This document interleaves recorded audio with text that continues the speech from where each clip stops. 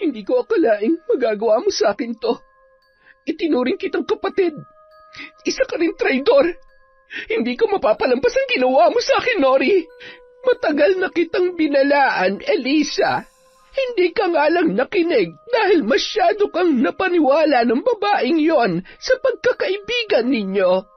Para siyang anay na habang dumidikit sa'yo ay unti-unti kanyang sinisira.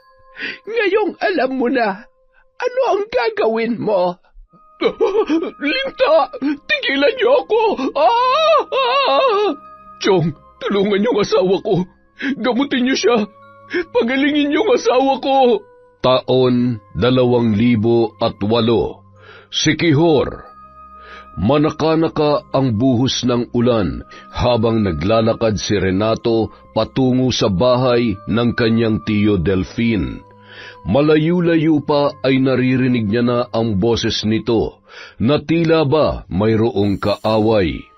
Binilisan niya na lamang ang paglalakad upang maging malinaw sa kanya kung ano ang totoong nangyayari ng mga oras na yun. Hindi kita titigilan hanggat hindi mo binabawi ang sumpa sa lalaking ito. Tigilan mo na siya!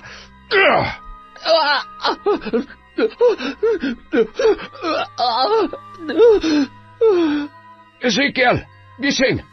Ay, lahat ng paraan ay ginawa ko na.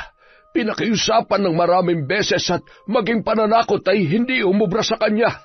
Napakalaki ng galit sa inang mambabarang na ito. Ay... Chong, ano nangyari sa kanya? Nadali ng isang mabagsik na mambabarang. Mukhang malaki ang atraso. Tingnan mo yung bukol sa kanyang leeg. Hindi bastang bukol lamang yan. May kung ano-anong itinanim na insekto at maliliit na bato. At saka, mayroon yatang kalawangin pako pa sa loob. Ayan, salamat sa Diyos at nagkamalay ka na. Ano, kumusta ang pakiramdam mo? Wala pa rin hong nagbago. Ang kirot pa rin ho ng bukol sa leeg ko na para bang tinutusok. Makati at may mga gumagalaw-galaw sa loob. Baka naman doktor ang kailangan mo. Baka kailangan ng tanggalin kung ano man yan at...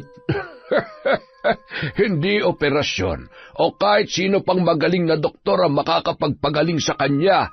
Ang totoo niyan, ilang taon na ako nagpapabalik-balik sa doktor pero wala naman nangyayari. Sa tuwing pumupunta ako ng ospital, pag uwi ko sa bahay, mas lalong nadadagdagan ang sakit at mas lalo pa itong lumalaki. Ay, kahit kailan talaga salot ang mga mambabarang na yan. Yan din ang ikinamatay ng biyanang ko eh. Sadya silang mapanganib dahil sa sandaling tanggapin nila ang pagiging mambabarang at ang itim na kapangyarihan, yun na ang mamamayani sa kanilang pagkatao. Ngunit ang higit na mas nakakatakot ay ang galit na nag-uudyok sa kanila para barangin ang kanilang biktima. Hindi siya basta-bastang papaslang ng walang malalim na dahilan. Hindi ko nga alam kung sinong may gawa nito sa akin eh. Wala naman akong kaaway at lalong wala naman akong maalala na... Ay... Hindi mo na maalala kung sinong tinarantado mo dahil sa dami na naging babae mo. Ay, hindi ka kasi makontento sa asawa mo eh. Hindi ko rin magawang paaminin kung sino siya. Ay, mukhang habang buhay ka na niyang pasasakitan. Kung sino man ang hayop na mambabarang na yan, napakaduwag niya para gawin sa akin to ng walang kalaban-laban. Magpakita lang siya sa akin na magkasubukan kaming dalawa. Sisiguruhin ko na makakaganti ako sa kanya bago ako mamatay. Ay, aray ko. Uuwi na nga lang muna ako. Sigurado ka? Pwede namang dumito ka muna. Doon ka na lang muna matulog sa kabilang kwarto. Alanganing oras na. Bukas ka na lamang umuwi at alam naman na mag-iina mo na nandito ka. Iginiya pa yun ni Mang Delphine sa kwarto at binigyan ng kumot. Pagkatapos ay agad rin na lumabas ang matanda at muling binalikan ang isa niya pang pamangkin na si Renato. Ato, bakit ka nga pala naparito?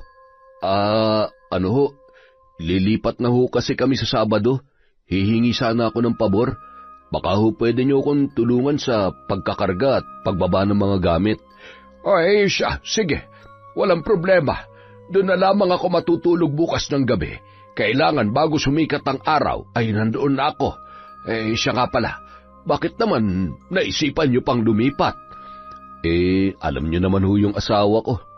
Medyo nagkakainitan na sila nung kapitbahay namin.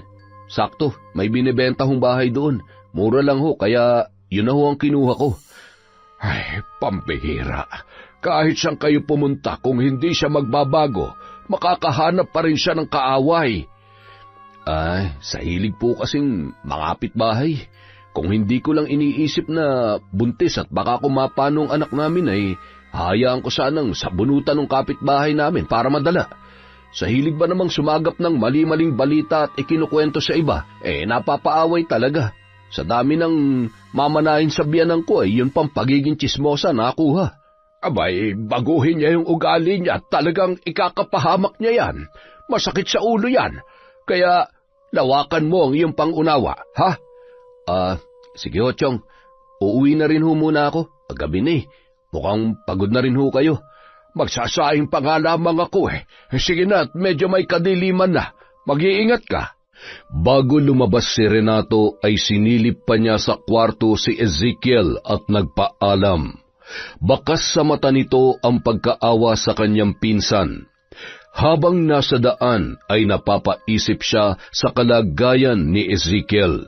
Makalipas ang ilang sandali ay may dumaan ng tricycle kaya agad siyang nakasakay.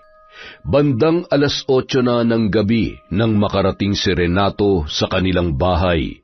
Napakamot ulo pa siya nang pagkababa niya ng tricycle ay narinig niya ang boses ng kanyang asawang si Nori sa bahay ng isa pa nilang kapitbahay. Abay, bukas na bukas din ay lilipat na kami. Mas maluwag at plano namin magtayo roon ng tindahan kung sakali. Habang nagsasalita yun, ay bigla namang nagparinig ang kaaway nito. Maigi naman at mababawasan ng tsismosa dito. Kawawa naman yung mga nabibiktimang kapitbahay Tse! Hoy! Pinariringgan mo ba ako? Aba, kahit buntis ako'y hindi kita aatrasan, bruha ka! Nori! Nandyan ka na pala. Oo, kanina pa. At buti nga dumating ako dahil mukhang naghahanap ka na naman ng gulo. Gabi na'y nangangapit bahay ka pa rin. Tapos makikipag-away ka pa. Aba, pinariringgan kasi ako ng bruhang babae na yan Palibasa wala siyang kaibigan. Di bali nang walang kaibigan at nandito lang sa loob ng bahay. Hindi tulad mo, tsismosa. Salot sa baryong ito. Makahanap ka sana ng katapat mo. Ang dapat sa'yo, pinuputulan ng dila. Abat, lumabas ka dyan at uunahan kitang putulan ng dila. Puro ka parinig. Halika na, umuwi na tayo. Sa pilitang hinila ni Renato ang braso ng kanyang asawa para maiuwi na yon sa kanilang bahay. Tinakpan din nun ang bibig ni Nori na walang tigil pa rin sa pagbubunganga. Habang nagbubulong-bulungan at nagtatawanan naman ang iba pa nilang kapitbahay na nakasaksi sa pangyayaring yon. Kita mo na, paalis na lang tayo, nagkakalat ka pa rin. Hindi ka ba nahihiya? Gusto mo ba yun? Pinagtatawanan at pinag-uusapan ka dahil dyan sa pagiging tsismosa mo? Ay, Nori, nakikiusap ako sa'yo. Dahil konting-konti na lang mauubos ng pasensya ko. Kung bakit ba naman kasi... Ano? Nagsisisi ka na ako na pangasawa mo? Yun ba ang gusto mong sabihin, ha? Ay, alam mo na kung anong sagot sa tanong na yan. Pero may magagawa pa ba ako? Asawa na kita. Gusto ko maging maayos ang pamilya natin. Kaya sana naman makinig ka sa akin. Magbago ka na. At wag na wag mo akong ipapahiya sa mga magiging kapitbahay natin. Tsaka, higit sa akin, mas pinapahiya mo sarili mo. Ano ba napapala mo sa chismis? Ay, oo na. Nakakahiya naman sa'yo at napakabuti mo. Bahala ka nga dyan. Ay, kumain ka mag-isa mo. May tira pang ulam kanina. Yun na lang ang ulamin mo. Kumain na ako. Gusto ko nang matulog. Ay, nakakapagod talaga ang araw na to. Kita mo na? Kesa tumambay ka sa kapitbahay, sana natulog ka na lang. Tsaka, buntis ka tapos ganyan ang pinaggagawa mo. Hindi yan makabubuti sa anak natin. Oo na, huwag ka mag-alala. Mula bukas, magno-novena na ako gabi-gabi. Ano, may sasabihin ka pa? Daming sinasabi. Nakakainis. Makalipas ang isang araw, yun na ang oras ng kanilang paglipat ng bahay sa kabilang baryo. 3:00 pa lamang ay nakarating na sila doon at isa-isa nang ibinababa ang mga gamit na nakakarga sa truck na kanilang nirentahan. Pinagtulungan ni Renato, Mang Delfin at driver ng truck na ibaba ang mga yon. Matapos ang lahat ay agad na rin nagpaalam ang driver. Dumating naman si Nori na sumakay lamang ng tricycle papunta sa bago nilang bahay. Oh, nariyan na pala si Nori. Unahin niyong ipasok ang asin, tubig at bigas para magaan ang buhay ninyo dito. Sumunod naman ang mag-asawa sa sinabi ng matanda. Inabot ng 3 oras bago tuluyang naipasok ang mga kagamitan sa loob ng bahay. Maraming salamat ho, Chong, sa tulong ninyo, ha. Ito po, pangmerienda ninyo. Ay nako, wag na. Itabi mo na labang yan at higit na mas kakailanganin nyo yan. Oh, paano? Uuwi na ako't may lakad pa ako. Dadaanan ko si Ezekiel sa kanilang bahay. Kukumasahin ko ang lagay niya. Nori, alis na ako. Sige ho, Chong. Ingat po kayo. Maraming salamat po sa tulong. Isang matamis na ngiti ang itinugon ni Mang Delfin sa asawa ng kanyang pamangkin. At kumaway pa yon bago tuluyang humakbang papalabas ng bahay. Habang naglalakad, may nakita siyang matanda na nagmamasid sa labas ng tarangkahan. Nagkatinginan pa sila sa mata. Nakaramdam siya ng kakaibang enerhiya na hindi niya maipaliwanag at mas lalo siyang kinilabutan nang maramdaman niya ang pag-init ng kanyang medalyon. Hinawakan niya yon at nang muling nilingon ang matanda ay bigla na lamang yung nawala sa kanyang kinatatayuan. Nagpalinga-linga si Mang Delfin at patuloy na hinanap ng kanyang mata kung saan pumunta ang matanda hanggang sa matanaw niya ang isang lumang bahay. Doon ay natanawan niyang nakaupo sa balkonahe ang matanda at nakatanaw pa rin sa kanya. Tumango-tango si Mang Delfin at kinapa ang kanyang medalyon, ngunit humupa na ang init noon. Lalo pang kumalma ang kanyang pakiramdam nang nilapitan siya ng isang bata. Hello po! Oh, bata, pwede ba magtanong? Sige po, ano po yon? Kilala mo ba kung sino yung matandang... Si Lola Flora po ba? Siya po ang may-ari ng bahay na yan. Sabi po ng mga kalaro ko. Hindi pa man natatapos ang kanyang sasabihin ay bigla namang tinawag yon ng nanay nito na si Eliza. Isa sa mga magiging kapitbahay ng mag-asawang Nori at Renato. Tonton? Tonton! Nay, sandali lang po. Bata, sandali! Ay. Mula sa di kalayuan, napansin ni Renato na hindi pa tuluyang nakakaalis ang kanyang tiyuhin. Kaya naman nagmamadali yung lumabas at tumungo sa kinatatayuan ni Mang Delfin. Chong, may problema po ba? May naramdaman lang akong kakaiba sa matanda na nakatira sa bahay na yan. Pakiramdam ko ay isa siyang mambabarang o hindi kaya ay mangkukulam. Mag-iingat kayo't paalalahanan mo rin ang asawa mo. Mahirap na. Hindi basta-bastang kalaban ng isang nilalang na may taglay na itim na kapangyarihan. Sige na, umiwas na lamang kayo kung kinakailangan, ha? Bumalik ka na sa ginagawa mo't paalalahanan mo agad si Nora tungkol sa bagay na ito. Papasyalan ko na lamang ulit kayo dito. Bahagyang tinapik ni Mang Delfin ang balikat ng kanyang pamangkin bago tuluyang naglakad patungo sa paradahan ng tricycle.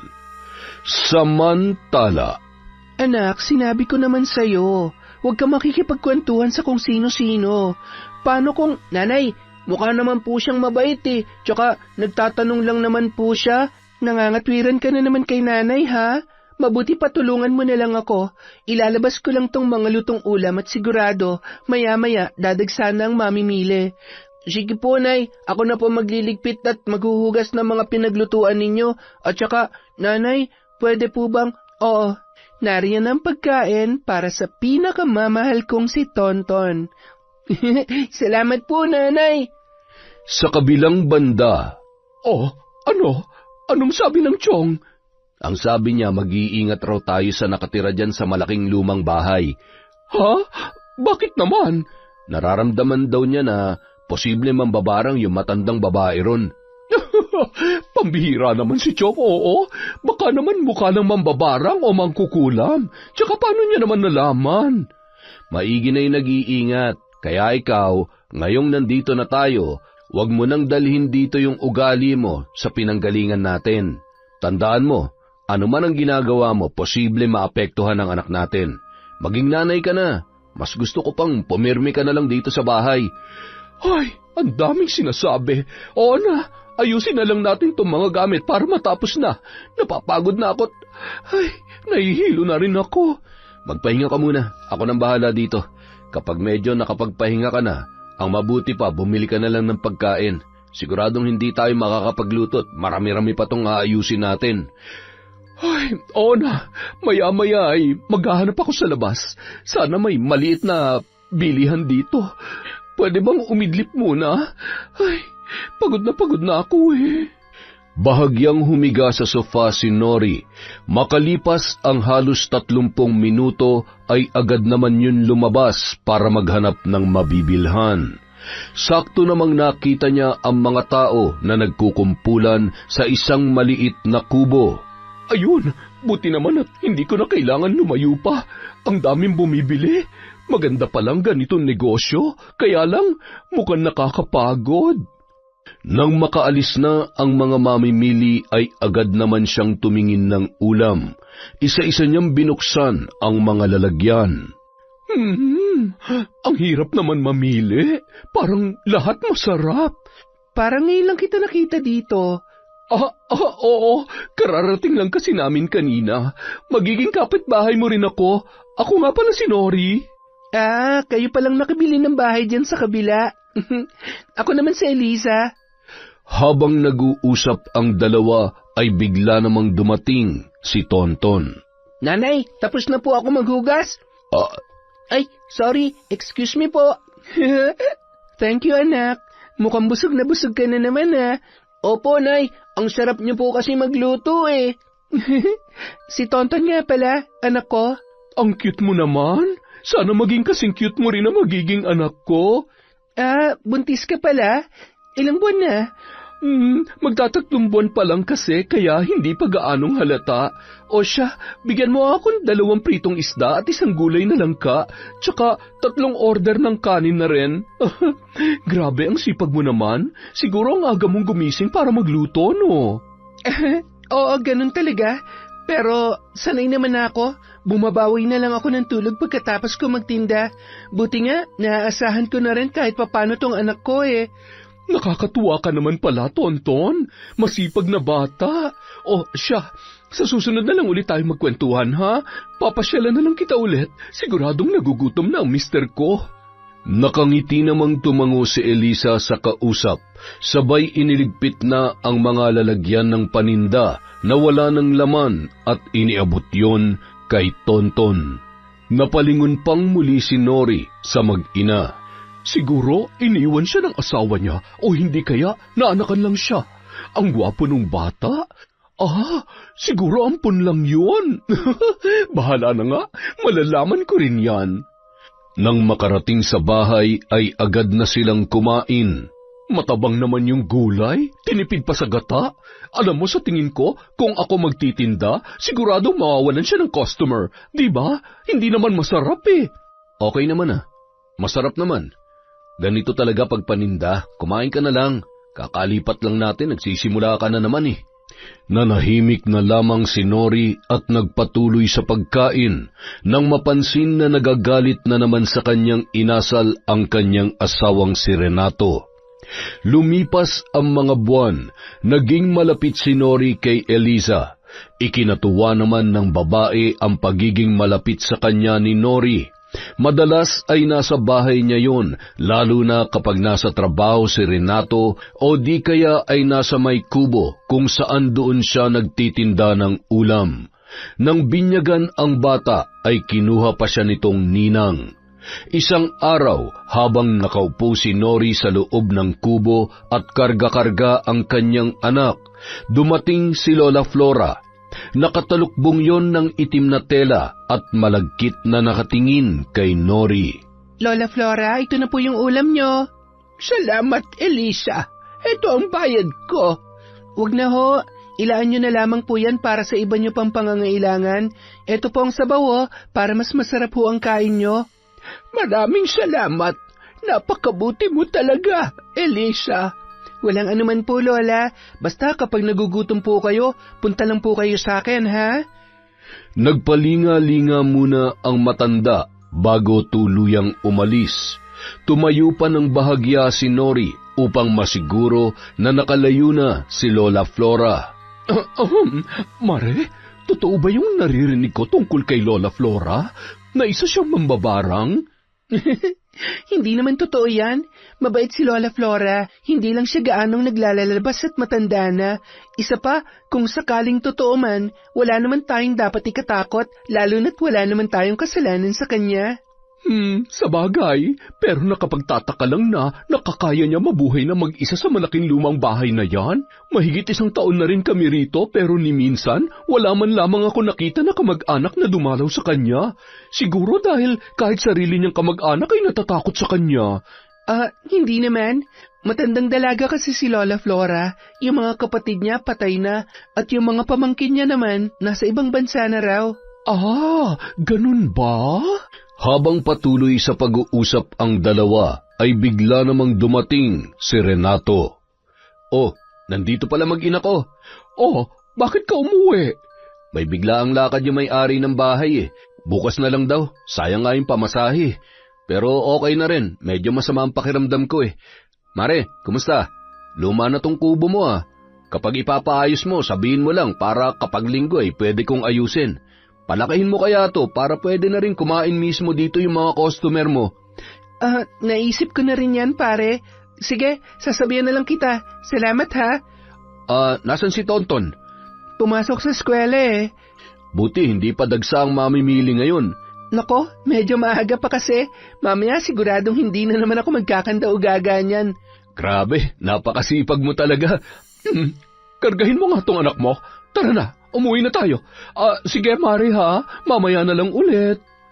Napansin ni Elisa ang pagbabago ng timpla sa mukha ni Nori, ngunit ipinagsawalang bahala niya na lamang yun. Samantala, nang makarating ang mag-asawa sa kanilang bahay, ay agad namang inilapag ni Renato ang anak sa higaan nito. Ay nako, ang nanay mo talaga, napakainit, iginagala ka pa. Sus, kunwari ka pa, mukha namang masaya ka na nandun kami at nakapag-usap kayo ni Elisa. Talagang igagawa mo siya ng karinderya? Baka gusto mo rin i-repair yung kusina niya para mas masaya. Teka nga, nagsiselos ka ba? Bakit? Akala mo ba hindi ko napapansin kung paano mo siya tingnan at gaano ka kasaya kapag kausap mo siya? Hindi ka na nahiya sa harap ko pa talaga? Tumigil ka nga. Hindi ko alam yung sinasabi mo. Kumare natin yun. Sino pa ba magtutulungan kundi tayo-tayo lang? Napakamalisyosa mo talaga. Ano ba nangyayari sa'yo? Tsaka, ipagpapalit ko ba naman kayo ng baby natin?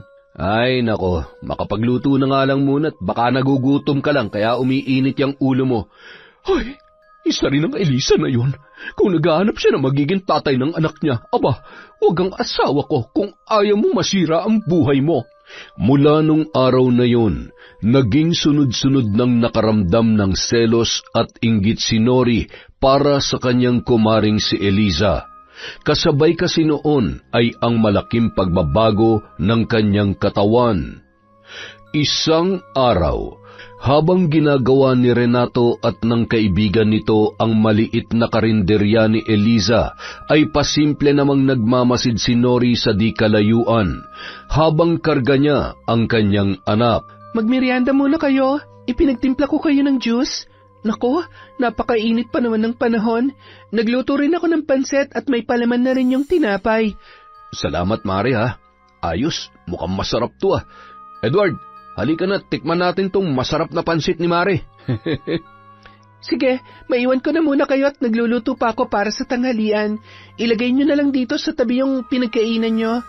Kitang-kita naman ni Nori ang magagandang ngiti sa mukha ng kanyang asawa at sa kanilang kumare na si Eliza.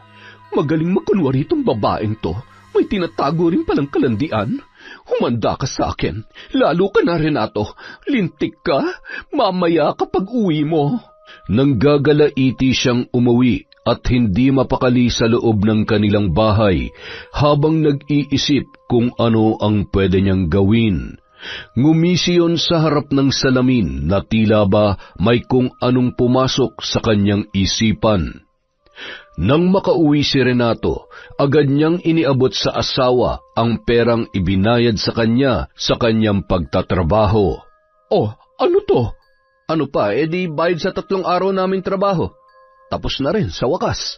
Aba, mabuti naman at natapos na.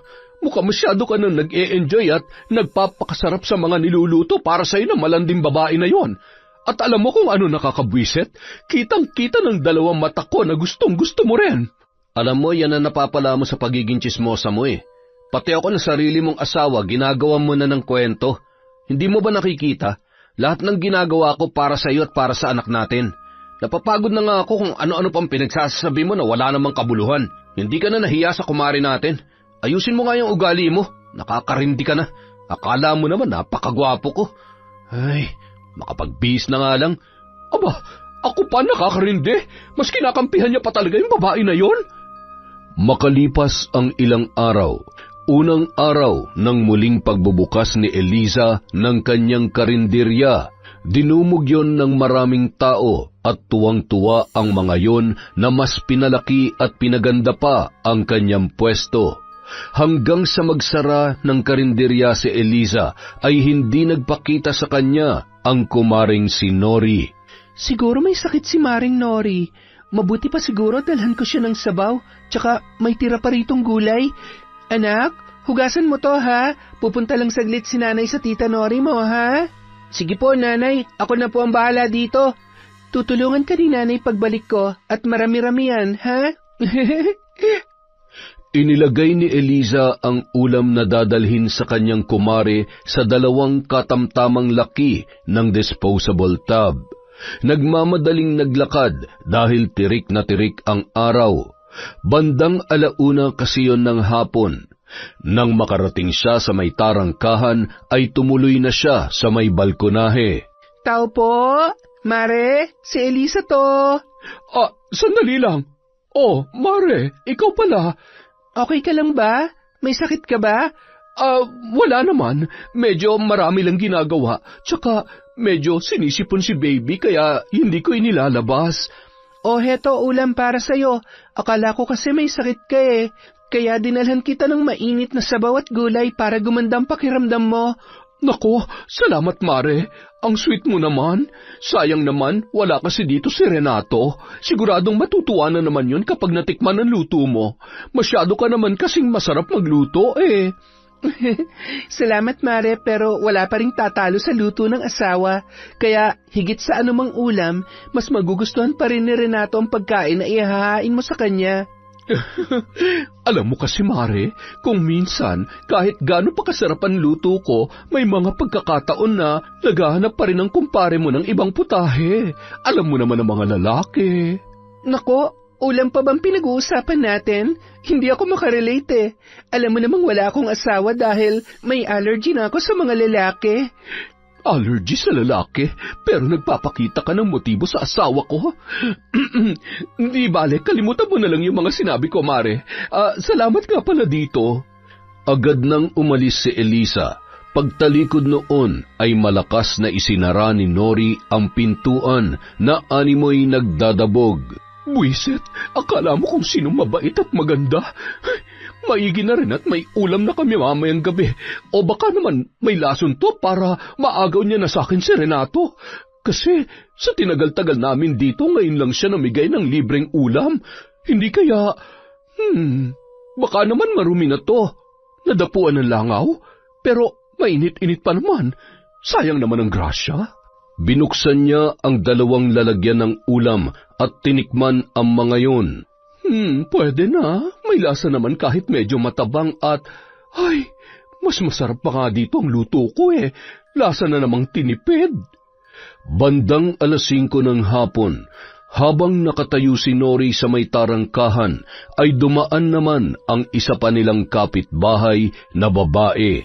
Nilapitan siya noon at binati ang kanyang anak. Ang cute-cute naman ng anak mo, Nori. Manang-mana sa'yo. Hi, baby. Ang cute mong mag-smile. Hi. Galing ako kay Elisa. Manghihiram sana ako ng pera, kaso wala eh. Wala raw siyang pera dahil nagpatrabaho ng karinderiya niya. Iba yung walang pera sa sadyang ayaw magpahiram, Mare. Paanong wala lagi namang ubos ang paninda niya? Ay, okay lang naman. Baka talagang wala siya. Dati naman ay nakakahiram ako sa kanya. Naiintindihan ko naman dahil mag-isa niya lang tinataguyod ang anak niya. Ang galing-galing niya nga eh. Ang sipag-sipag at masipag. At pati asawa ko ay gusto niya ring asikasuhin. Kaya nga hindi na ako pumupunta dyan eh. Nagsisisi nga ako na kinuha ko siyang ninang ng anak ko. Pakiramdam ko, marami siyang kakatihang tinatago sa katawan. Kaya siguro iniwan ng tatay ang anak niya at hindi siya pinanagutan. Ay nako, talaga ba? Mainit-init pa yan ha? Kwentuhan mo naman ako. Halika, tuloy ka. Nauwi sa kung ano-ano pang haka-haka at kasinungalingan ang kwentuhan ng dalawa. Habang nag-uusap ay dumaan naman ang matandang si Lola Flora. Narinig ang halakhakan at pinag-uusapan ni Nori at ng kapitbahay. Napakunot noo yun na animoy hindi nagustuhan ang kanyang mga narinig, sabay na pailing-iling. Makalipas ang ilang sandali ay dumating na si Renato at siya naman pag-alis ng babae. Palihim pa yung pinahiram ni Nori ng 1,000, kaya naman tuwang-tuwa ang babae. Mukhang paniwalang-paniwala naman siya sa pinagsasabi ko. Tingnan lang natin kung hindi ka pagpiestahan ng iba pang chismosa dito. Pero syempre, hindi niya pwedeng mahalata na sa akin nagmula ang chismis. At hindi pa rin ako tapos. Mayroon pa akong isang magandang pasabog para sa iyo, Eliza. Ewan ko na lang kung hindi lang ngawin yung paninda mo. Anong ginawa nun dito? Nori, baka kung ano-ano na naman ang pinag-usapan nyo, ha? Sinasabi ko sa'yo, umiwas ka sa gulo. Inaano ka ba? Wala naman akong ginagawang masama. Hindi na nga ako gaano lumalabas ni kahit tumambay kina Maring Elisa eh. Natuwa lang siya sa anak natin kaya napadaan yun dito. Mabuti naman kung ganon. Anong ulam natin? May binigay na ulam kanina si Elisa. Siyempre, paborito mo, kaya hindi na kailangan mamroblema pa sa ulam. Nagsisimula ka na naman, tapos ikaw rin na magagalit sa huli, ha? Pagsapit ng gabi, matapos nilang kumain ay si Renato na ang nagligpit ng kanilang pinagkainan. Habang naglalakad si Nori papunta sa kuna ng kanyang anak ay bigla siyang nakaramdam ng pagkahilo, kasunod ay ang pandidilim ng kanyang paningin. Sumandal siya sa pader at naramdaman niya ang pagtulo ng malamig na pawis sa kanyang muka, kasabay ng pagkirot ng kanyang tiyan. Ang sakit ng tiyan ko. Ato, tulungan mo ako. Ilang sandali pa ay tuluyan na yung nagsuka. Nalalambot ako. Hindi kaya may laso, no? Tigilan mo yung kalokohan mo. Sana pa rin masakit ang tiyan natin. Wala naman ako nararamdaman Di hamak na mas marami ako nakain kaysa sa'yo. Manahimik ka. Wala namang ibang dahilan para sumakit ang tiyan ko. Buisit siya. Sigurado may kung ano nilagay siya sa pagkain ko. Humanda talaga sa akin ang babaeng yan. Ubus na ang pasensya ko sa kanya. Nung mga oras na yun, sakto namang nakakita si Nori ng ipis na dumapo sa may pader, sabay na pangisi bago tuluyang sumuka ulit. Samantala, sa isang silid ay hawak ni Lola Flora ang isang kulay itim na aklat, at sa harap nito ay ang mga kulay itim at pulang kandila na hugis tao. Nakalapag din sa sahig ang isang manika na may nakatusok na mga karayom sa iba't ibang parte ng katawan nito. Gayon din ay may gumagapang sa sahig na iba't ibang insekto, at sa mga garapon na may langis ay maraming nakababad na kung ano-ano, na maliliit na bagay at mga papel na kung ano-ano rin ang nakasulat. May isang kulay pulang damit na pambabae na nakalatag sa sahig at bakas ang mga patak ng kandila sa iba-ibang parte noon. Ewan ko na lamang kung patutulugin ka ng sakit na nararamdaman mo. Isa kang traidor at umaalingasaw ang masamang pagkatao mo. Samantala, buong magdamag na ininda ni Nori ang pananakit ng kanyang tiyan. Paggising niya ng umaga ay hinang-hina pa rin yun, ngunit kumalma na ang kanyang nararamdaman. Bandang 3:00 ng umaga ay bumangon naman si Eliza at tumungo sa kanyang altar sa isang silid na tanging siya lamang ang pumapasok. Maaliwalas ang muka na pumasok at sinindihan ang malaking puting kandila na nagbigay liwanag sa kwartong iyon. Kitang-kita ang isang bungo na may mga markang kulay itim at pula, patak ng mga kandila at kung ano-ano pang nakapaloob doon. Isang lumang larawan ang kanyang dinampot at pinakatitigan. Alam ko na sa mga oras na to, nahihirapan ka na, pero huwag ka mag-alala. Panahon na para tapusin kong paghihirap mo. Kinaumagahan. Sigurado ka bang kaya mo? Pwede naman akong hindi magtrabaho ngayon. Kaya ko naman na. Hindi naman na masakit. Isa pa, sayang din naman ang kikitain mo ngayon. Pambili na rin natin ng gatas ng anak natin yan. O siya, sige. Kapag sumakit ulit ang tiyan mo, tawagan mo na lang ako, ha? Dito na lang kayo pumirmi sa bahay. Magluluto na rin ako ng pagkain mo hanggang tanghalian para hindi ka na mahirapan. Ay, pinag-alala mo naman ako kagabi. Okay na ako. Huwag ka mag-alala. Kaya ko naman ang sarili ko. Sige na, mag-asikaso ka na at baka tanghaliin ka pa. Agad naman nang nag-asikaso si Renato at pagkatapos ay nagmadali na yung umalis. Isa siyang mahusay na karpintero, kaya naman kilala at anumang araw ay mayroon siyang napapasukang trabaho. Maliban doon, marami pang alam na gawain si Renato, kaya madalas ay araw ng linggo lamang yon nababakante. Nang makaalis ang lalaki, ay tulog na tulog pa rin ang kanilang anak. Bagamat medyo nanghihina pa, ay ginamit ni Nori ang pagkakataon na yun upang maisagawa ang kanyang plano. Tumungo siya sa may kusina at binuksan ang isang pinto ng kabinet sa taas ng kanilang lababo na may lamang iba't ibang gamit. Ginulo niya yun at ilang sandali lamang ay naglabasan ang mga naglalakihang ipis. Pinaghahampas yun gamit ng walis tambo. Isinilid niya sa isang plastik at pagkatapos ay inilagay sa kanyang bulsa. Pwede na to.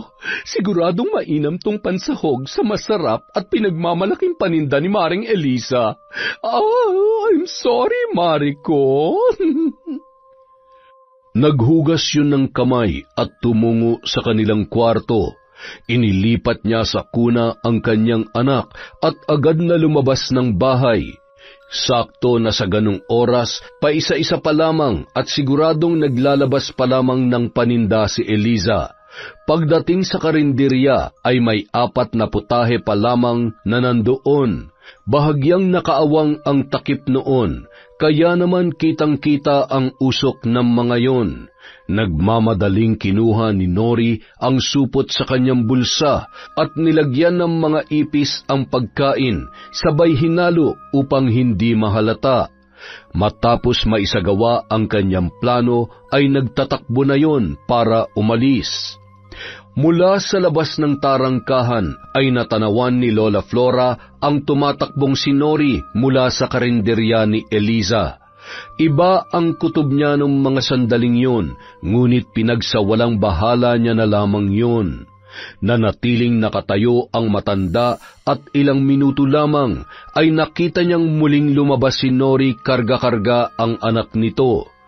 Nang dumaan ang isang grupo ng mga mamimili ay sumunod din yon. Paisa-isang inihakbang ni Lola ang kanyang mga paa at nakikiramdam sa mga susunod na mangyayari. Mare, pabili nga ako nitong dinuguan. Parang ang sarap eh. Ang sarap ng bigay mo sa akin kahapon. Salamat ulit ha. Sarap na sarap din si Renato. Wala nga naman, Mare. Ano pang order mo? Okay na yan, Mare. Tsaka, pahingi na lang ng sabaw. Ay, teka, sandali lang, Mare. Ano to? Oh my gosh!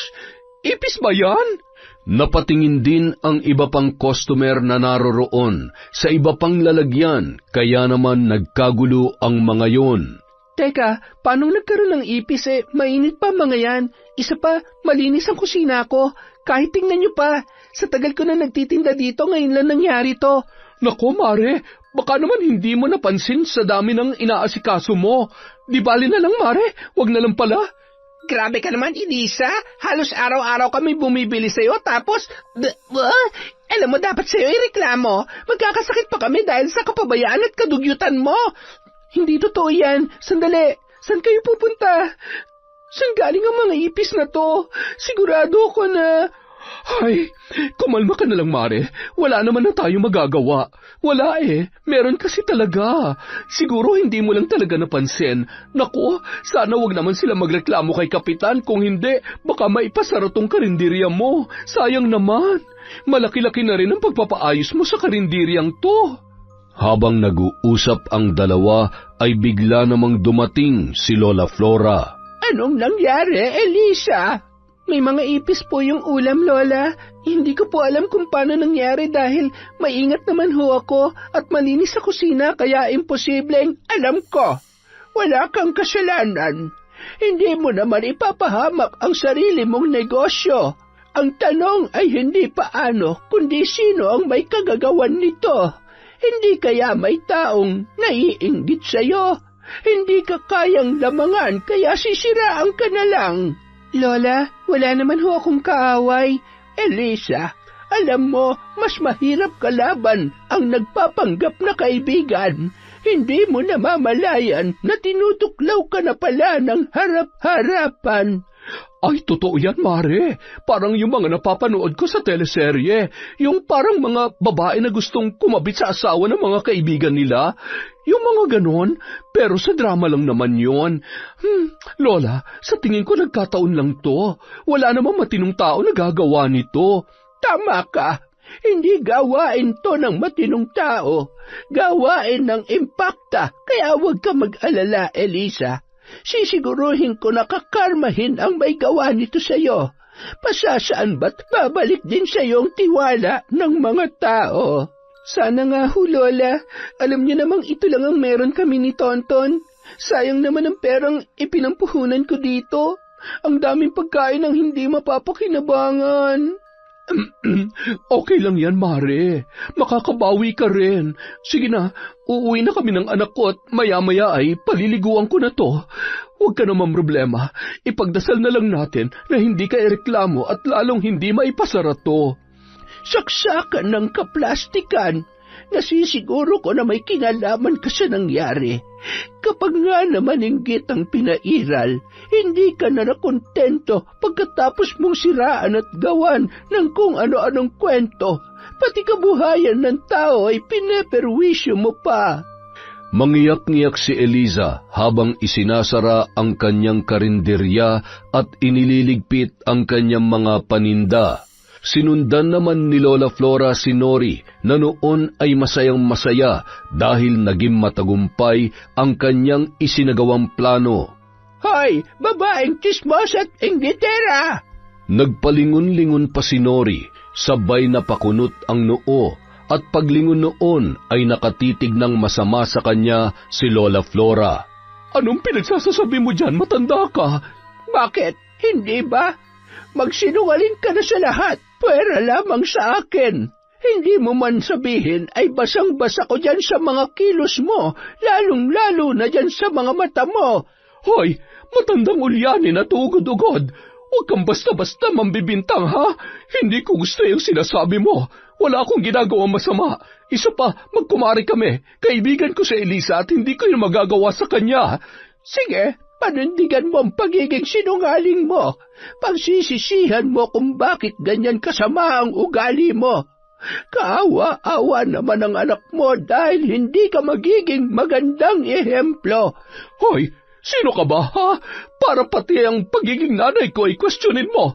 Wala ka namang alam sa pagiging ina dahil isa ka matandang dalaga at kahit kailan, hindi mo mararanasan maging ina.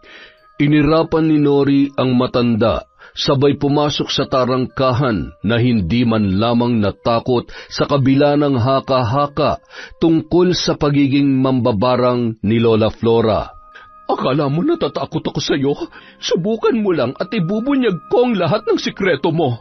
Magsama kayo ni Elisa. Mga buwisit kayo sa buhay ko.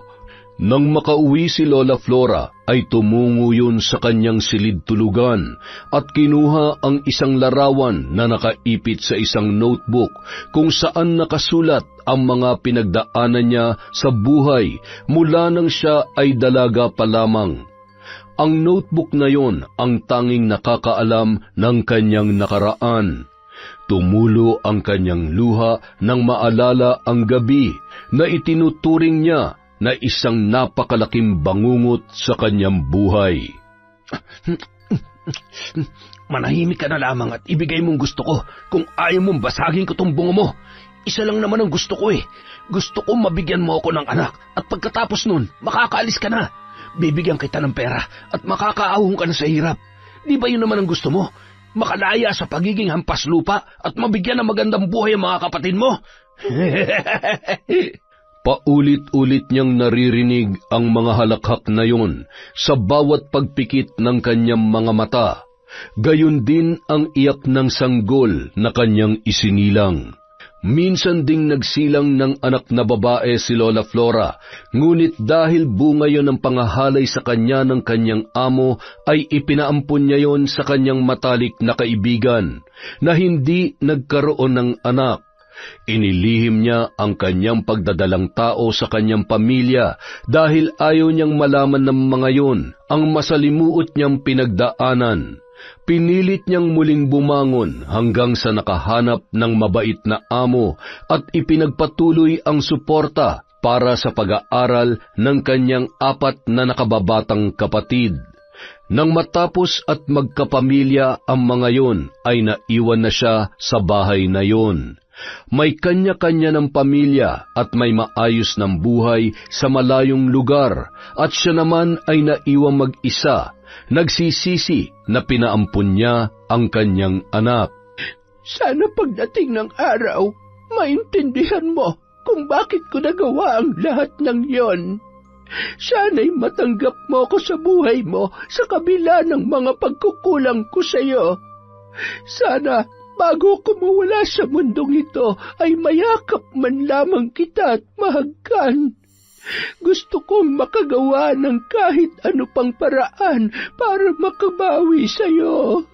Kinagabihan, pagkagat pa lamang ng dilim ay hindi na naman mapakali si Nori. Kung ano-ano na naman ang kanyang nararamdaman. Maliban sa hindi maipaliwanag na paghilab ng tiyan, ay sobrang kirot din ng kanyang ulo at nagsusuka. Ano ba nangyayari sa'yo? Hindi kaya nabinat ka? Ay, hindi pa naman daw makakapunta si Chong at Dumayo. Baka sa susunod na linggo pa raw siya makakauwi.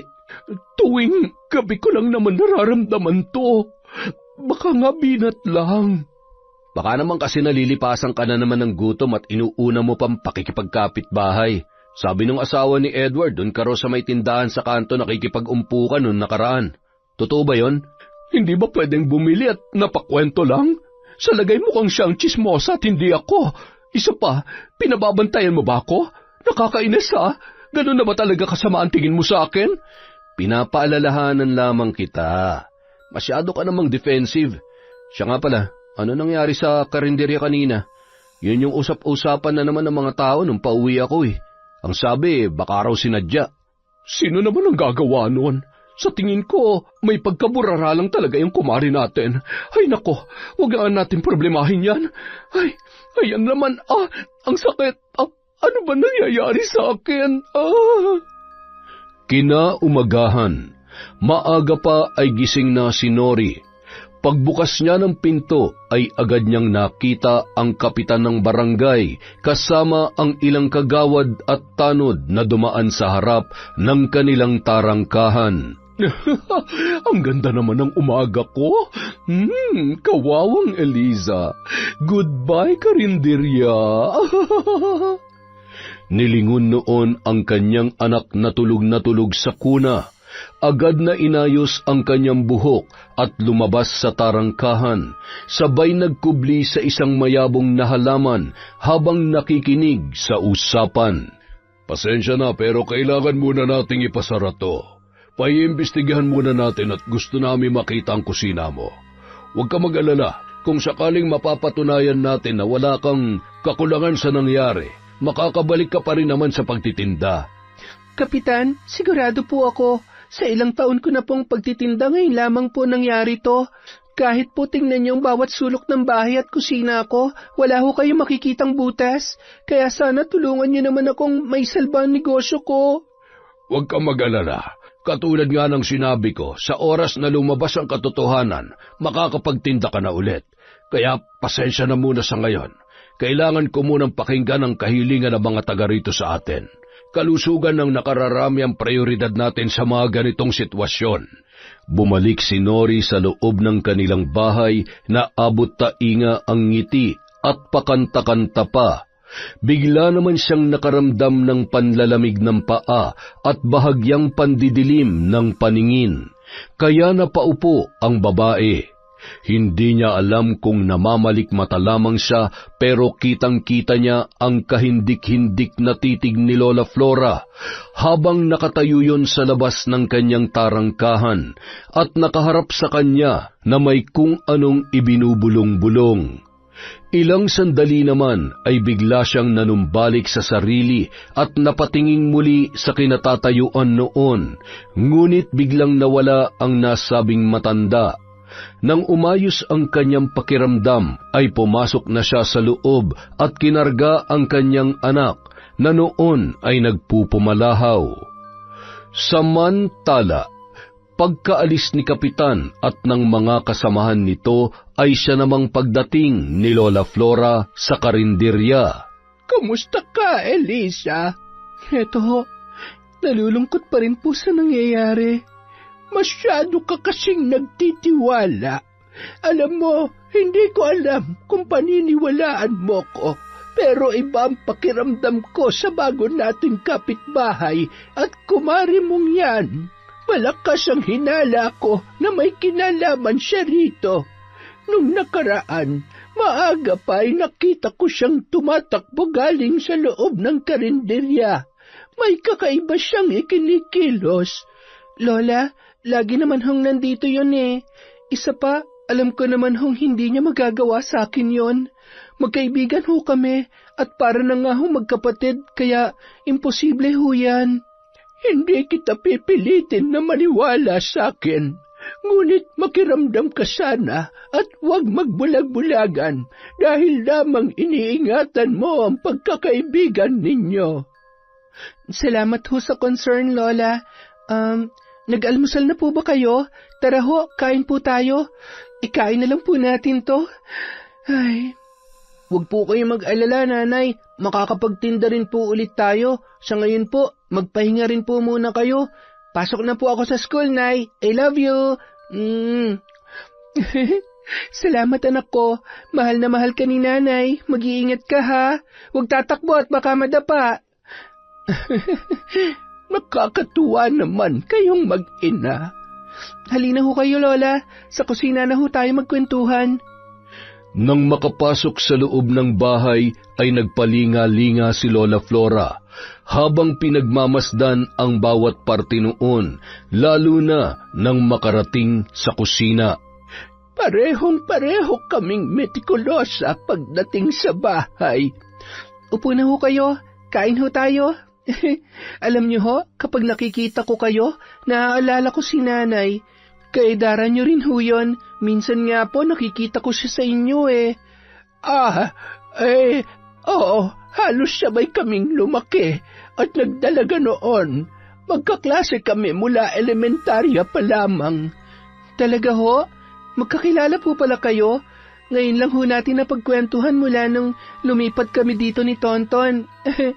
Ayan ho, kumain na ho kayo. Huwag kayong mag-alala at sigurado ho akong malinis at walang ipis yan. Mula nung araw na yun, nagde-deliver na lamang si Eliza ng pagkain sa bayan sa tulong ng kanyang mga kakilala. Natuwa siya dahil mas nadoble pa ang kanyang kita. Makalipas ang ilang buwan, nakabili siya ng bagong malaking refrigerator at mga gamit sa kusina. Yung karinderya na pinagtitindahan niya ay ginawa na lamang niyang lutuan. Paano kaya siya nakabili ng ref? Wala naman na siyang karinderya, tapos alis ng alis pa. Siguro may boyfriend na mayaman, o hindi kaya? May kababalaghan na naman sigurong ginagawa yang si Eliza. Okay na yan, basta wag lang ang asawa ko. In fairness, ha? Mukhang mas lalong umaasenso ang kumare mo, te. Ikaw, kumusta ka na? Parang nangangayayat ka. Naku, baka talagang ipagpalit ka na ng asawa mo niyan. Kakabantay mo kay Eliza. Hindi ka na nakakapag-ayos ng sarili mo. Ay siya, makauwi na nga muna at maglalaba pa pala ako. Napalunuklaway na lamang si Nori at natahimik. Tiningnan niya ang nanunuyot niya ng balat, pati na rin ang sahig na napakaraming buhok. Paunti-unting nalalagas ang mga yun sa hindi niya malamang dahilan. Patuloy pa rin ang pag-inom niya ng gamot sa pag-aakala na nabinat lamang siya. Sa kabila ng lahat, naging mabuting kaibigan pa rin si Eliza kay Nori. Madalas niya pa rin yung binibigyan ng pagkain at malugod namang tinatanggap yun. Kung ano-ano rin ang mga magagandang laruan na binibili niya para sa kanyang inaanak. Buong akala ni Eliza ay totoo ang pakikitungo nito sa kanya at lingid sa kanyang kaalaman, ang iba't ibang mga kasinungalingan na kinukwento at ipinapakalat nito sa tuwing nakatalikod si Eliza. Isang gabi, pumunta si Renato sa bahay ng kanyang tiyuhin pagkagaling sa trabaho.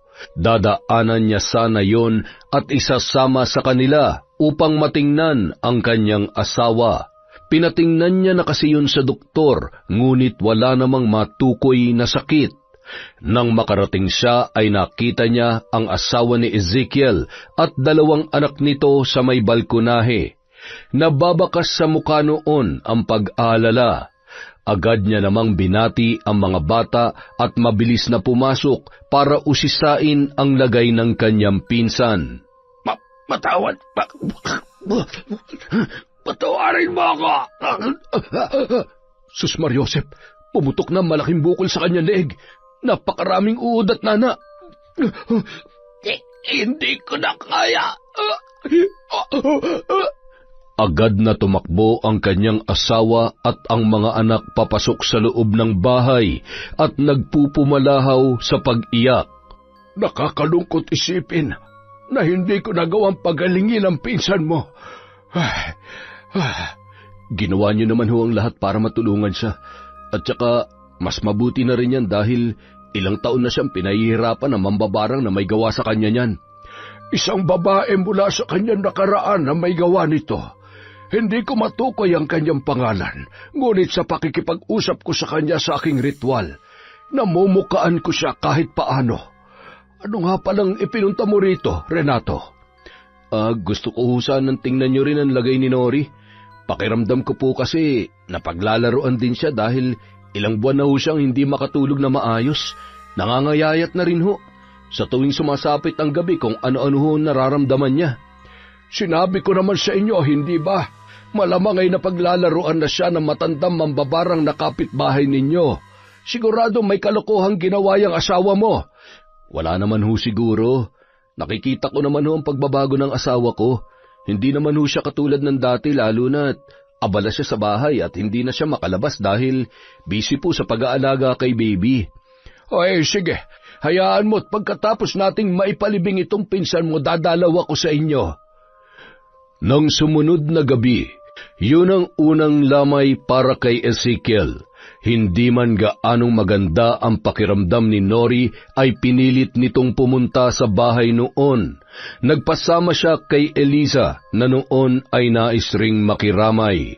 Habang nasa biyahe, pamilyar si Eliza sa lugar na dinaraanan nila at naging mas malinaw ang kanyang hinala nang makarating siya sa bahay na kanilang pupuntahan at nakita ang isang babae na nakaupo sa tagiliran ng kabaong ni Ezekiel. Talaga bang ipinahintulot ng pagkakataon na makita kong kamatayan ng hayop at walang konsensyang lalaking ito? Mabuti naman. At sa wakas, makakapagpahinga ka na. Amanos na tayo, Ezekiel. Nakaganti na ako sa pag-iwan at panloloko mo sa akin noon. Lumakad si Eliza papalapit sa kabaong at marahang pinagmamasdan ang muka ni Ezekiel sa loob noon. Katabi niya si Nori na noon ay kausap ang asawa ng namayapa. Tatagan mo ang loob mo para sa mga anak mo. Kaya mo yan. Umirap lamang si Eliza sabay ibinalik ang tingin sa kabaong ni Ezekiel habang pinipigilang tumulo ang kanyang luha at inaalala kung paano siya pinagtaksilan nito. Eto ang pera. Kakailanganin mo to para ipalaglag ang batang yan. Ikakasal na ako. Pasensya na pero hindi mo pwedeng ituloy ang pagbubuntis mo. Ayaw ko masira ang relasyon namin ni Carmen. Hayop ka! Napakasama mo! Napakasinungaling mo! Paano mo nagawa sa akin to? Pinagkatiwalaan kita! Wala akong panahon sa kadramahan mo, hoy. Isa pa, dugo pa lang naman yan. Masyado ka pang bata para maging ina, kaya sundin mo na lang ang gusto ko. Yan, dadagdagan kong pera. Basta huwag ka na magpapakita sa akin, ha? At huwag na huwag ka rin gagawa ng eskandalo sa araw ng kasal ko. Naintindihan mo? Ezekiel, sandali! Ezekiel, huwag mo akong iiwan! Ezekiel! Hayop ka! Pagbabayaran mong lahat ng to hanggang sa huling segundo ng buhay mo! Wala kang kwenta! Napalingon si Nori nang makita ang luha ng kanyang kaibigan. Oh, okay ka lang ba? Bakit ka umiiyak? Wala. Nadala lang ako sa pag-uusap ninyo at sa iyak ng asawa niyang pinsan ng asawa mo. Nakikiramay ako, Carmen. Kilala mo siya? Ayan, nabasa ko lang yung pangalan niya na nakaping sa kabaong. Mag-usap lang muna kayo. Magpapahangin lang ako sa labas. Agaw pansin naman kay Mang Delfin nang makita niya ang maamong muka, ngunit may kakaiba siyang naramdaman nang makita si Eliza. Hindi niya maipaliwanag kung bakit kinikilabutan ang kanyang buong katawan, lalo na nang magtama ang kanilang mga mata. Umupo lamang sa may labas si Eliza at tila may malalim na iniisip hanggang sa nilapitan yon ni Mang Delfin. Ngayon lamang kita nakita. Sinong... Magandang gabi ho. Kaibigan ho ako ni Nori. Isinama niya lang ho ako dito. Pasensya ka na. Akala ko ay taga rito ka sa baryo namin. Para kasing pamilyar ang mukha mo eh. Matipid ng ngiti lamang ang itinugon ni Eliza sa matandang albularyo. Bandang 9:00 ng gabi, nang makaramdam ng labis na panlalamig si Nori, ay umuwi na sila ni Eliza. Ano bang nangyayari sa'yo? Nagpatingin ka na ba sa doktor? Hindi ko nga rin alam kung ano to nangyayari sa akin eh. Wala pa nga to eh. Pakiramdam ko, binabarang ako. Hindi pa naman ako nakapagpatingin kay Tio Delfin dahil abala siya. Siya ba yung matanda doon kanina? Oo, siya nga yun. Tiyuhin ni Renato. Alam mo bang barang din ang ikinamatay ni Ezekiel? Grabe ang mga mambabarang, no? Nakakatakot sila at mga walang awa kung pumatay. Alam mo, baka naman may malalim na dahilan. Hindi mo ba naisip kung anong ginawa ng Ezekiel na yon kaya siya pinasakitan at pinatay ng mambabarang? Ay, sabagay. Ibinaba si na Eliza at Nori sa tapat ng tindahan sa kanilang kanto. Mauna ka na para makapagpahinga ka. Baka hinihintay ka na ng asawa mo. May bibilhin pa rin kasi ako. Ay, sige. Baka umiiyak na yung anak ko. Pinagtitinginan naman ng dalawa ng mga tsismosa na nakatambay pa rin sa tindahan. Pagkatapos bumili ni Eliza ay agad naman siyang kinausap ng isa sa mga yon. Alam mo, ang labo rin ng kaibigan mo, no? Kapag nakatalikod ka, ang daming sinasabi. Siya ang punot dulo ng kumakalat dito tungkol sa'yo. Magkaibigan ba talaga kayo? Anong ibig niyong sabihin? Anong kumakalat? Isiniwalat ng lahat ng mga naroroon ang tsismis na ipinapakalat ng kanyang kaibigan. Nag-init ang buong katawan ni Eliza at napakuyom ng kanyang kamao. Hindi ko akalaing magagawa mo sa akin to. Itinuring kitang para ko ng kapatid. Isa ka ring traidor. Hindi ko mapapalampas ang ginawa mo sa akin, Nori. Nang dumaan sa tapat ng bahay nila Nori, ay sinipa ni Eliza ng 3 beses ang tarangkahan noon. Isang malaking pagkakamali na itinuring kitang kaibigan. Tama nga si Lola Flora. Posibleng may kinalaman ka sa ipis na yon. Humanda ka sa akin. Tuturuan kita ng leksyon. Magpasalamat ka dahil sinunog ko ng mga gamit ko. Dahil baka kung ano pang magawa ko sa'yo. Pero hindi ako makakapayag na hindi mo pagsisihan ang ginawa mo sa akin. Kinaumagahan. Tama po kayo, Lola. Nagpapanggap lang po si Nori na kaibigan ko. Kagabi ko lamang nalaman lahat ng mga paninira niya sa akin. Kaya pala ganun na lamang ako tingnan ng mga tao dito dahil kung ano-anong chismis ang pinapakalat niya. Matagal na kitang binalaan, Elisa. Hindi ka nga lang nakinig dahil masyado kang napaniwala ng babaeng yon sa pagkakaibigan ninyo. Para siyang anay na habang dumidikit sa iyo ay unti-unti kang sinisira. Ngayong alam mo na ano ang gagawin mo.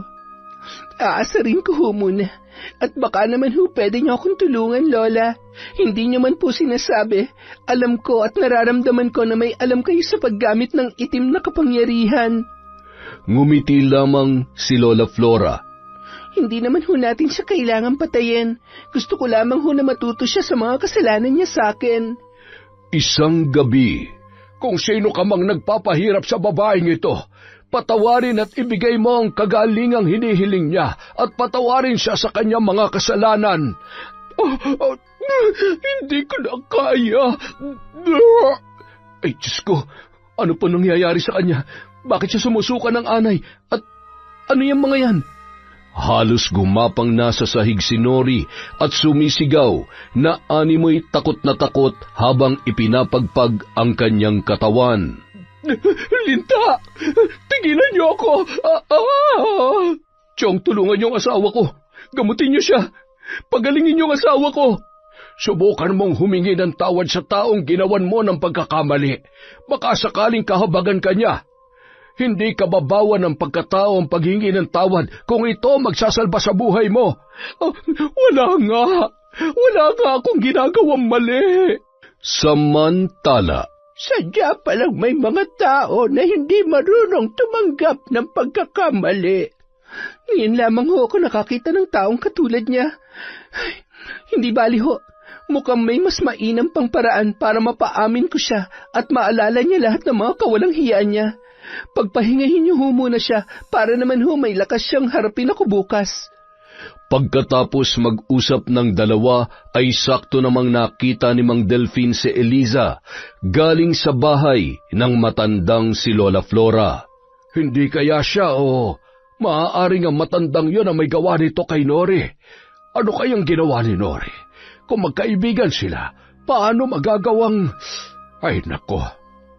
Kinaumagahan, maagang umalis si Mang Delfin. Natuwa naman yun dahil bumuti na ang pakiramdam ng asawa ng kanyang pamangkin. Sana'y ipahintulot niya ng tuluyang paggaling mo. Pero hanggat maaari, isipin mong mabuti at pagsisihan mo ang mga bagay na naging dahilan kung bakit ka nagkakaganyan. Ilang sandali pa, pagkatapos makaalis ni Mang Delfin ay siya namang pagdating ni Eliza. Halos 2 linggo silang hindi nagkita mula nang malaman niya ang katotohanan. Umalis naman si Renato noon dahil may binili yon sa tindahan. Tao po, Mare! Mare, ikaw pala. Ano yung dala mo? Ipinagluto kita ng lugaw para naman gumanda ang pakiramdam mo. Kainin mo agad habang mainit pa. Nako, salamat. Buti nga at gumanda ng pakiramdam ko paggising ko. Sana magtuloy-tuloy na ito. Alam mo, sa tingin ko, binabarang ako ng lintik na mambabarang na Lola Flora na yon. Nag-iipon lang ako ng lakas, reresmakan ko siya. Wala akong pakialam kung matanda na siya. Kumalma ka nga. Maawa ka naman, matanda na nga, diba? Hindi na makikipagsabunutan sa iyo yun. Grabe pala talaga nangyari sa'yo. Pati nguso mo na maga at nagsususugat. Ano ba kasing ginawa mo? Ay, wala akong ginawa. Makakain na nga lang ng lugaw. Ilang araw din akong hindi nakakain ng maayos. Agad na binuksan ni Nori ang mangkok na may takip na katamtamang laki matapos kumuha ng kutsara.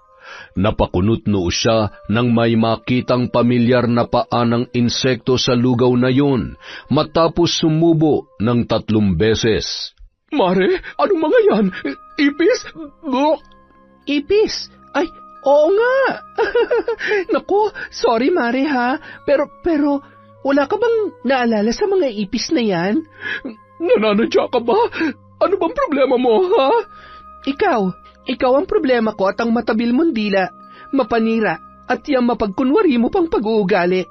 Alam mo, sayang talaga eh. Akala ko kasi magiging mabuting magkaibigan tayo, pero nagkamali ako dahil isa kang traidor. Wala akong alam sa sinasabi mo. Wala kang karapatang gawin sa akin to. Visit ka! Huwag ka na magsinungaling dahil alam ko na ang lahat. Alam ko na rin ang lahat ng paninira mo sa akin. Ang sama ng ugali mo. Habang nagkakagulo ang dalawa ay patuloy naman sa pag-iyak ang bata na noon ay nasa kuna.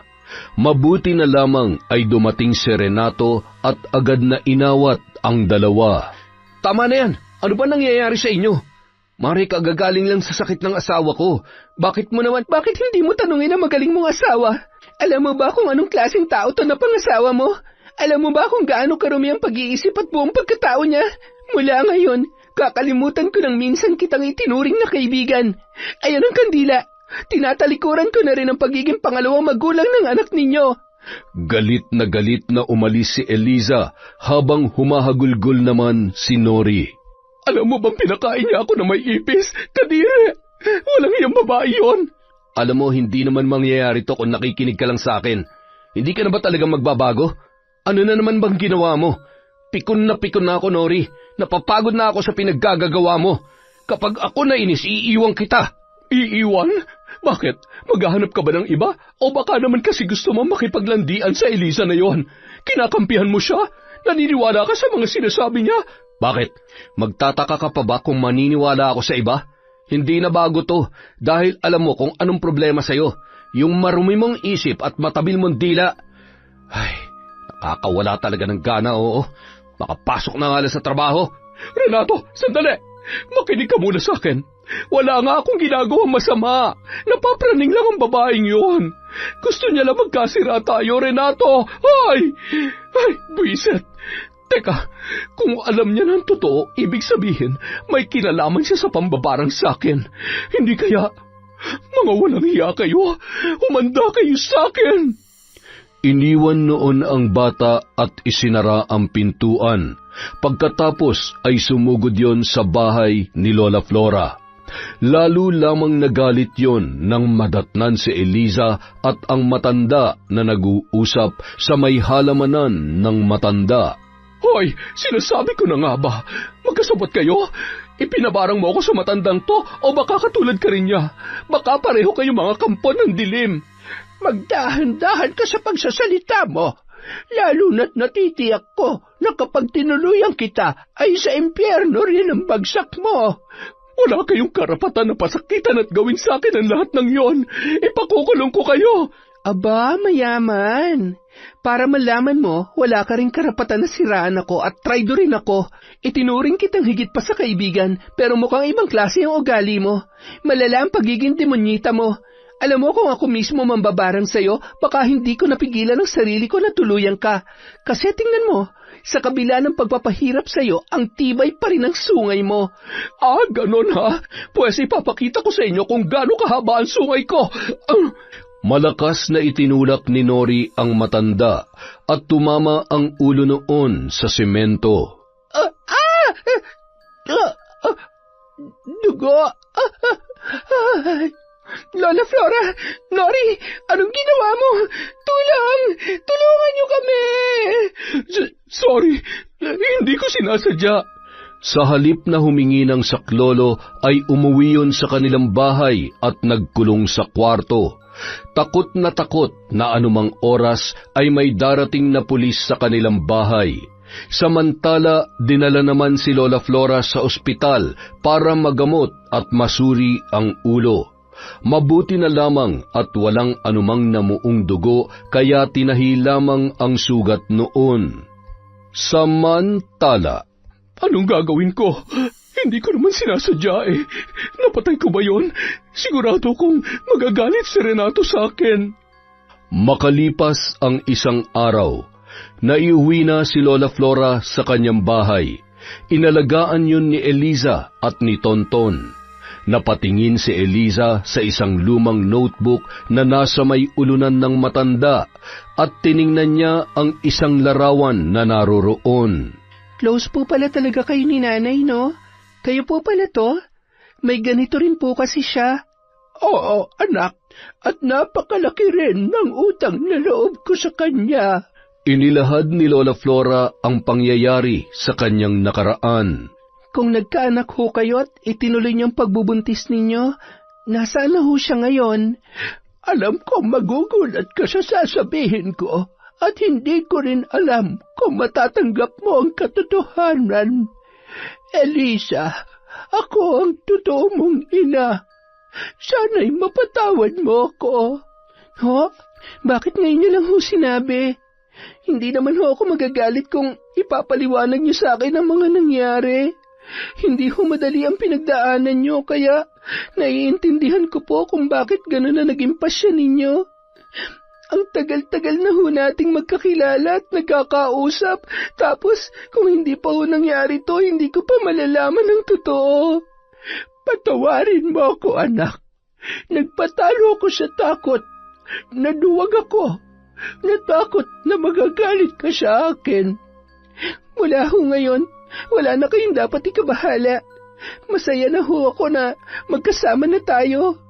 Kaya pala may mga pagkakataon na kapag tinitingnan ko kayo, iniisip ko na sana nanay ko kayo. At hindi ko maipagkakaila na nakikita ko ho ang sarili ko sa inyo. Kaya po pala kamukha ko kayo at ang gaan-gaan ng loob ko sa inyo, pati na rin po si Tonton. Habang nag-uusap ang dalawa, ay siya namang pagdating ni Tonton. Nanay, kumusta na po si Lola? May masakit pa po ba sa kanya? Okay na, anak. Magpapagaling na lamang ang lola mo. Tonton, totoo mo siyang lola dahil siyang totoong nanay ko. Talaga po? May lola na po ako? Oo, at gusto ko mula ngayon, palagi na tayo magkakasama. Makalipas ang isang linggo, isang malungkot na balita naman ang natanggap ni Nori. Ano? Hindi totoo yan. Hindi niya ako pwedeng iwan. Renato, paano na kami ng anak mo? Nasangkot sa isang aksidente sa kalsada si Renato dahilan ng pagpanaw nito. Dahil bago sa lugar ay iilan lamang ang mga naroon para makiramay at tumulong. Mula sa di kalayuan ay nakatayo sina Lola Flora at Eliza. Huwag mong sabihin na naaawa ka sa babaeng yan. Ay, hindi ko po maintindihan kung tama ba itong nararamdaman ko. Pero sa kabila po ng lahat ng ginawa niya sa akin, wala po akong ibang maramdaman kundi awa. Siguro naman po, pagkatapos ng lahat ng to, mapagtatanto niya ng mga pagkakamali niya. Elisa, saan ka pupunta?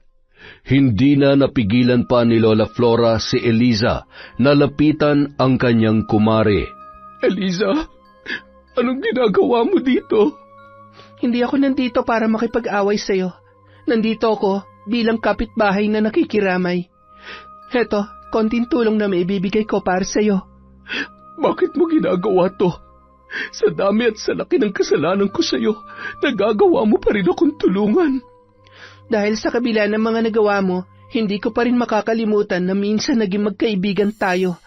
Patawarin mo ko. Pinagsisisihan ko na mga kasalanan ko. Huwag ka mag-alala. Pagkatapos ng lahat ng ito, babawi ako sa'yo. Itatama kong lahat ng pagkakamali ko. Sa halip na magsalita ay niyakap na lamang ni Eliza si Nori, dahilan para lalong mapahagulhol ang kanyang kumare. Huwag ka matakot. Makakayanan mong lahat ng mga pagsubok na pinagdaraanan mo. Maging malakas ka para sa anak mo. Nandito pa rin ako. Patawarin mo rin sana kami ni Nanay sa nagawa namin sa'yo. Nanay? Oo, si Nanay Flora. Siya ang totoo kong ina. Yan ang bagay na kahit ipagkalat mo ay hinding-hindi ko ikagagalit.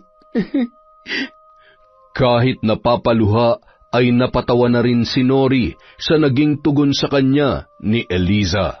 Makalipas ang 1 taon, paunti-unti nanumbalik ang pagiging magkaibigan nina Eliza at Nori.